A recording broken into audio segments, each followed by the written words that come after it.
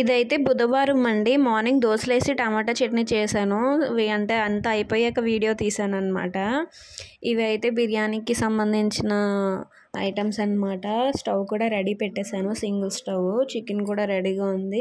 మసాలాలన్నీ నూరు పెట్టేశాను. రైస్ ఇవన్నీ అంటే దగ్గర పెట్టుకున్నాను అనమాట. వంట చేసేటప్పుడు దగ్గర ఉంటే ఇవన్నీ టక్టక్కా వేయడానికి బాగుంటుంది కదండి. సో ఏంటి ఏమన్నా ఎలా ఉన్నావు అని మాత్రం నా ఎటైర్ గురించి అడగకండి. ఎందుకంటే వంట చేసేటప్పుడు ఆడవాళ్ళు ఎలా ఉన్నారు, మా అందం ఎలా ఉందనేది మేము చూసుకోము కదా. సో ఆబ్వియస్లీ నేను కూడా అంతేనమాట.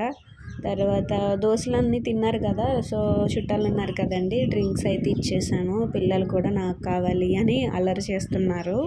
సో మన బిర్యానీ అయితే అంతా కంప్లీట్ అయిపోయింది. పుదీనా కొత్తిమీర వేసి ఎసరు పెట్టేశాను. సో ఈరోజు ఏంటంటే బిర్యానీ, చికెన్ కర్రీ వచ్చేసి కట్టెల పొయ్యి మీద. ఎందుకంటే కట్టెల పొయ్యి మీద ఎక్కువ టైం పడుతుంది. కట్టెల పొయ్యి మీద వండితే టేస్ట్ కూడా బాగుంటుంది కదండి మనకి. చికెన్ కర్రీ అది వచ్చేసి బండకోడి అనమాట. సో బండకోడి ఉడికేటప్పటికి ఎక్కువ టైం పడుతుంది, ఎక్కువ గ్యాస్ కూడా పడుతుంది. అదే కట్టెల పొయ్యి మీద అయితే టేస్ట్ బాగుంటుంది, మనకి నచ్చినంత టైం వండుకోవచ్చు అన్నమాట. అంటే ఎక్కువసేపు ఉడికించుకోవచ్చు. అందుకని బిర్యానీ రెడీ అయిపోయింది కదండి, కర్రీ కూడా రెడీ అయిపోయింది. అది వేరే దాంట్లోకి వేసేసి తెచ్చాను అనమాట. కర్రీలో ఆయిల్ ఎక్కువైంది అని మాత్రం అనుకోండి. ఎందుకంటే చికెన్లో ఆ మాత్రం అంటే నాన్ వెజ్ ఐటెంలో కొంచెం ఆయిల్ ఎక్కువ ఉంటేనే బాగుంటుంది. రోజు తినం కదా, సో ఎప్పుడో ఒకసారి కాబట్టి హెల్త్ పరంగా కూడా బాగుంటుంది. ఇప్పుడైతే అందరికీ వడ్డింపులు అనమాట. సో అందుకే ఒకదాని గిన్నెల్లో ప్రతిదీ కూడా వేస్తున్నాను అనమాట. బిర్యానీ, చికెను అలాగే రైతా కూడా గిన్నెల్లో వేసుకొని వెళ్ళి మొత్తం చుట్టాలందరికీ వడ్డించేద్దాం అనుకున్నాం. సో ప్లేస్ అయితే సరిపోలేదు. కొంతమంది ఫస్ట్ తిన్నారు, మిగతా అంటే సెకండ్ టైం తిన్నారనమాట. వడ్డించేసాం, వడ్డింపులు వార్పులు అన్నీ అయిపోయి సెకండ్ టైం డ్రింక్స్ కూడా అయిపోయాయి. అలాగే చుట్టాలందరూ కూడా సాయంత్రం వెళ్ళిపోతున్నారండి.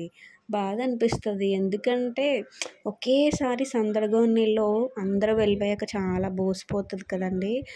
దానివల్ల ఏంటంటే ఏదో కొంచెం బాధగా అనిపించింది అనమాట. ఎప్పుడో ఒకసారి వస్తారు, నలుగురు కలిసి ఉంటే బాగుంటుంది.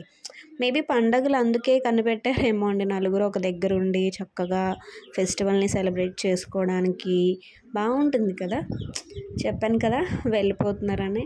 సో అందరూ వెళ్ళిపోయారండి. వాళ్ళు వెళ్ళిపోయిన తర్వాత మా ఇల్లు చూపిస్తాను చూడండి. చాలా సైలెంట్గా ఉందన్నమాట. అంటే ఎవ్వరూ లేకుండా ఎలా ఉంటుంది ఇల్లు, అలా ఉంది మా ఇల్లు అయితే. ఒక్కసారి బాధ అనిపించింది, ఏదో కోల్పోయినట్టు అనిపించిందండి.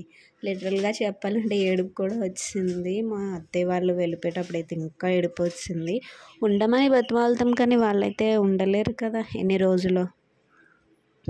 నా వీడియో కనుక మీకు నచ్చినట్లయితే లైక్ చేసి, ఫాలో చేసి, షేర్ చేసి, సబ్స్క్రైబ్ చేసి నన్ను కొంచెం సపోర్ట్ చేయండి. మీరు ఎలాంటి కామెంట్స్ పెట్టినా, నెగిటివ్ అయినా పాజిటివ్గా అయినా నేను పాజిటివ్గానే తీసుకుంటానండి. బాయ్ అండి.